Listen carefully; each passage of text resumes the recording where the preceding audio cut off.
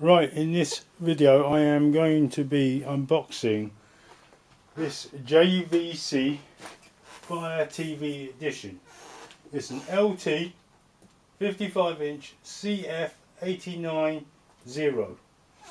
It's a smart 4K HDR LED TV.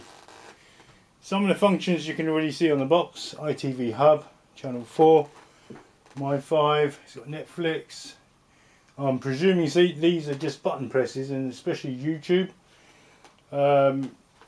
It's wireless, adaptable, connectable to your Wi-Fi.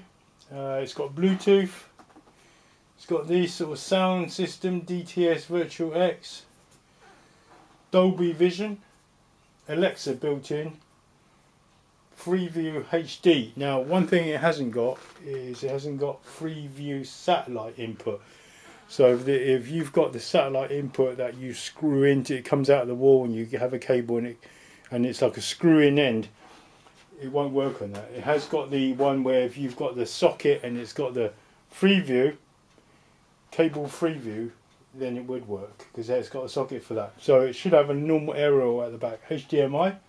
I think it's HDMI 2.0.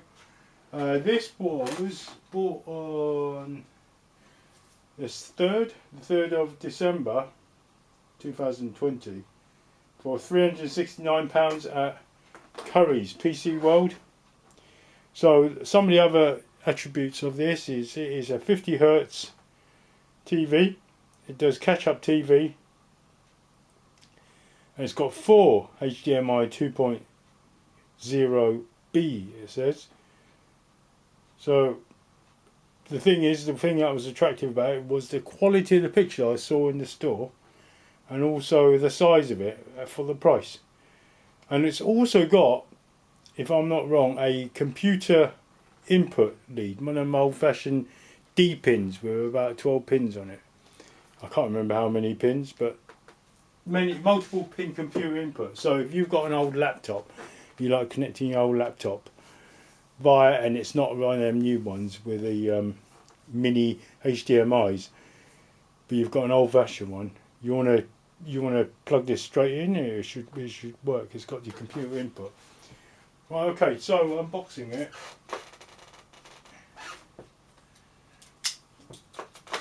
Any knife. It's quite a large space. I've got it on the soft surface. Naturally, I don't want it scratching when I've got it upside down, for example. So it's going to work the obvious way from the top. It weighs probably 15 kilograms, I think. I put the exact amount in the description below. Comes with a stand. It does not come with a wall mount, I don't think. Right, so it's got on the side here, though I can't really see. It's got on the side here. Front is that way. Do not clamp. This way up. So I guess this TV.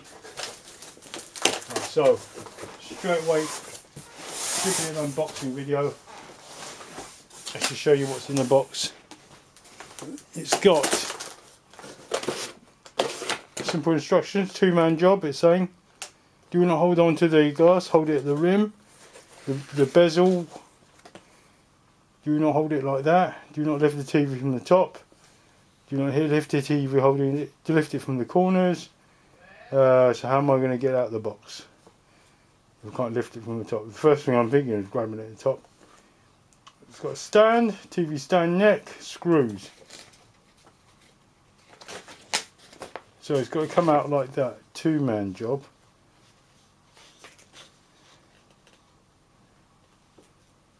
It's saying you can secure it. Oh, okay, it's not saying. Alright, saying lay the TV flat on the table. That makes perfect sense. I'm going to lay it flat on this soft surface, and I'm going to screw it in like that. Remove the protective bag and screw in the back. This is exactly how I was going to do it.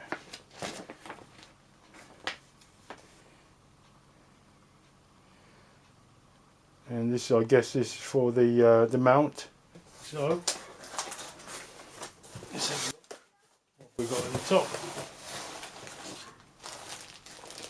Remote control is quite small, battery in there, not sure what all this stuff is.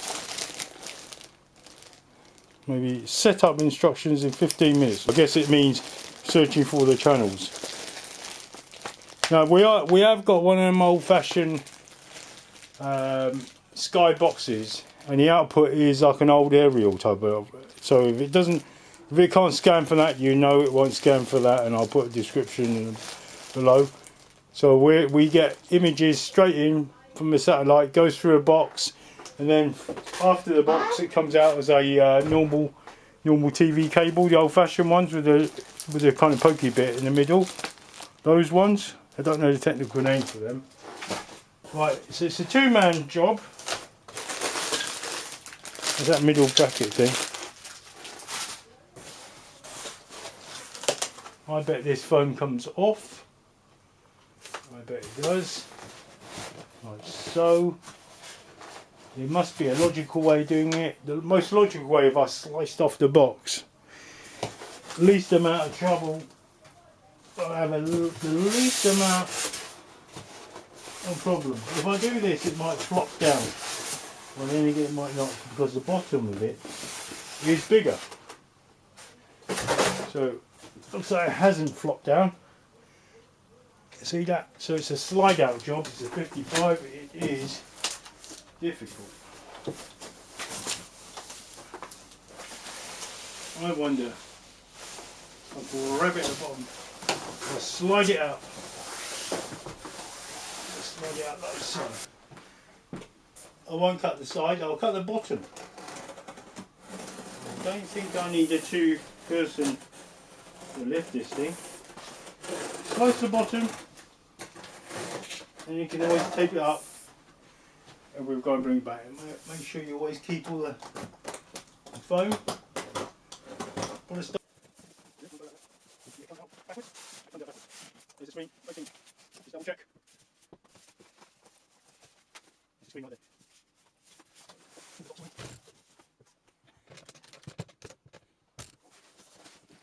Easiest way to get that thing. That is it. Look, almost done. The funny bits, back in, get out the sides.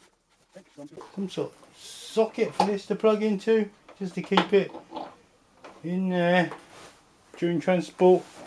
I've got those kind of old-fashioned component inputs. Back AV in, it says. There's that computer VGA, that's what it's called, VGA. Optical input, HDMI 2, HDMI 3, HDMI 4, LAN input, but we won't use the LAN, we'll use the Wi-Fi and antenna. Simple as. So simple as that. This looks like it's got a bit under tension. That bit there. That's okay. Right, let's get the stand on. That should be it for this video. Alright, let's get the stand on. A bit of room. I reckon that just clamps on. Let's have a look at this. Right.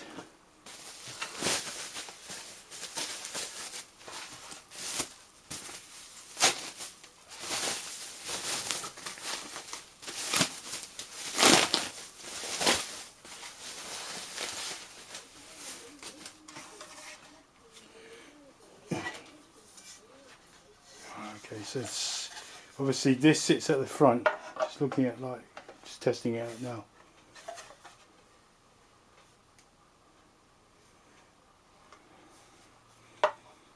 Four screws it needs. 4 screws in the bottom from the base up to this. But must be this in there first. I wonder if it slides in. Slides in with a few screws. 1, 2, 3, 4. Take this out. Doesn't slide. Fixes in. Just like that. That's it. Sits in there like that. So 4 screws. Phillips, my guess is. Take that screwdrivers out. Due to screwing into hard plastic, probably need something with a bigger handle, bigger width handle. Alright, we've got 4 silver, 4 black screws. My guess is the black screws go at the back to match the colour of the back of this plastic stand.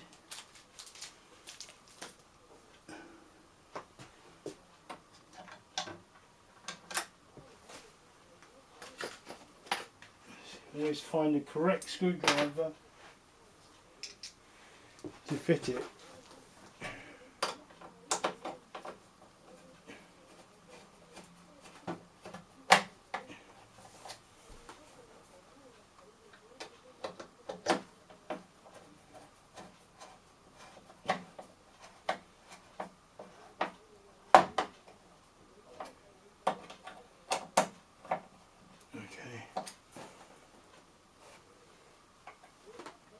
Two more.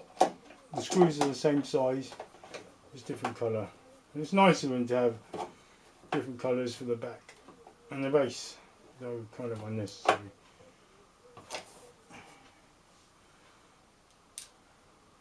What's the power output? So the official title is LT 55CF890. Supplies normal 240 volts, 230 volts, 50 hertz. 140 watts. There's some for DTS painters, that's for the sound, I think. It's kind of a basic TV, basic HDR 4K TV. So let's get to the bottom of this.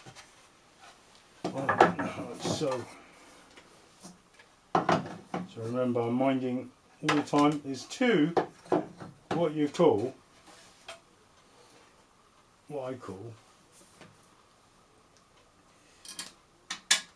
dowel pins, and they fit into the holes. Now you judge for yourself. If I was to hold on to the base with these screws screwed in the metal, is it safe to hold on to the base for transportation? It is screwing into metal, but this one was screwing into plastic. So for transportation, I'll probably have one hand on here, one hand on the top, because you never know. It should be sturdy enough to hold it by this base. And that is it, folks. Oh, one last thing, the controller. Voice activated, which is good. I think the LG's got voice activated, but you've got to pay. You've got to go for this. Is it the UM? The UM? No, the UN. I think the UN.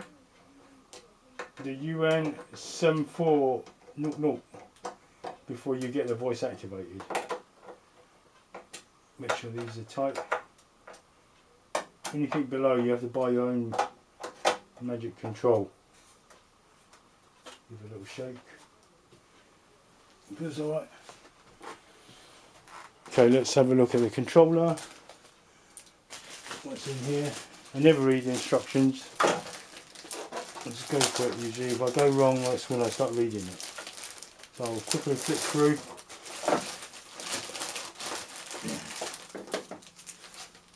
JVC Fire TV edition. Don't know what all this is. Talk about Alexa. Enjoy live TV. Alexa, you've got to say Alexa everything. It looks like.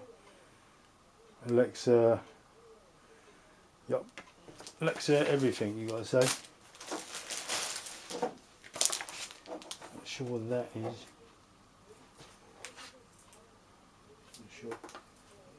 Not sure if it's a security sticker, is it? Or not, security sticker. Quick start guide. Well, I'll have a go at it.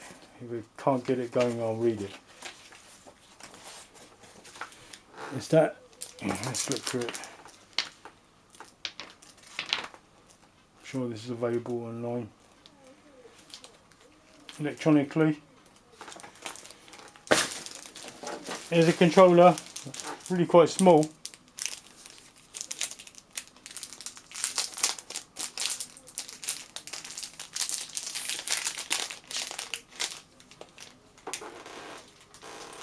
time today I'll use this Stanley blade. Let me open this like that. Which way round? This way round. Triple A's, 2 of them.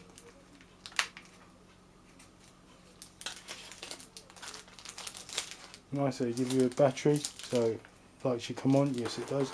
That's it, really.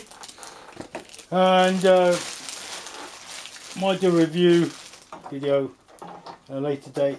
I'm going to transport this down to where it should be. And thanks for watching the video.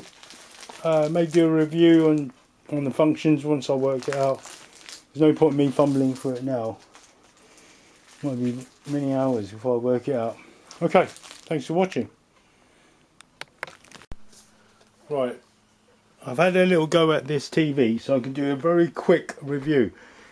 Now, for the very small controller, it just fits really nicely in my hand. The power button's at the top, so we can time how long it takes to warm up, and no time at all. So you've got your main menu. I find this menu quite easy to navigate. So we have a center button that's got 4 directions. So I'm at the moment at the top menus. You can go to the settings here, inputs. Now the only thing I really was a bit disappointed was the live TV. Now the man at the shop who sold it to us said that this will work on a satellite HD or satellite box. When I looked at the packaging, it did say that it does do Freeview HD or Freeview input, but it doesn't do satellite. The only TV that does do it now is LG. They consistently do satellite input as well. So we've got an old-fashioned skybox, even though we've got an normal aerial antenna with a kind of round blob in the center. We plugged that in, it didn't scan anything, so bear that in mind. If we've got some sort of an input from a top desk box, a preview box, it would work, but not with anything to do with satellite. So bear that in mind. So this is the menu. You see Alexa, device software. You can sign in with an account. Your preferences. It's probably quite an interesting thing to have a look at.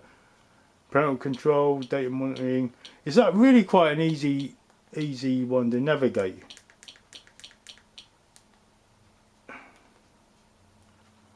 It's quite an easy. This is quite an easy navigating system on this JVC. Although it kind of copies the LG's one, very similar into the precision of. Say when you're on YouTube, you look for videos you've seen. Everything is laid out very similar to the LG's. And in fact, it's a little bit easier. There's the voice control there with a basic model like this. The voice control, you don't have to buy an extra controller for it. This button thing is a lot easier than LG's waving around with the pink arrow, in my opinion. Especially if someone who's not really that used to using technology. So it seems much more intuitive. So here we go, we can navigate the top. You can choose all your different, let me just go back there. These are the ones I chose at the beginning. As I chose iPlayer, the TV Hub, My5, I chose all of these. Movie section. You can sign in with an email account, a Google account. So actually these are the ones I selected, purposefully selected. So back to the settings. so you can kind of skip down. I think, I mean, some of the other competitors like LG have got the 4K processors. With the quad cores, things like that, they will be very useful if you're playing games. But on this TV, we're not going to be playing games, so I'm not sure we need a quad core. There you go. Look, is it the VJ input, composite, HDMI? It's pretty simple at the back, and I really like this control, especially for someone who's not really that technologically wise. So it's got all these things. But the person who's going to be using this is going to be spamming YouTube, basically spamming YouTube, and it's going to be, and it's very easy. Just press the button, speak into it when you're in YouTube, and just get anything you want, really. So I think it sounds great. I don't want to put any sound out because everything comes out of music, and what happens, you get some sort of strike or ban or markdown for playing music. I would love to show you a 4K game. Again, I might get someone might not like me showing their video on my video, but anyway, it's quick, it is simple to use, it's intuitive, it's kind of much easier to use than the LGs, with a very similar function there. And you don't have to say Alexa, you can press it and just talk to it normally, and it'll work. There's not, like I said, there's not that waving kind of pink arrow, which is going to quite kind of a little bit difficult to navigate. And I think it's for the price, $369. It's the cheapest 55 inch 4K TV out there, and it's not the UHD. It's got UHD. It's the one with the HDR as well. So it's got the advanced features in it. There is slight dulling at the corners, I've noticed, just slight at the edges, far edges. But apart from that, the sound is great. The way it looks is great. It's very clear. Anyway, that's my review on this. Check it out in the store. They're at PC World.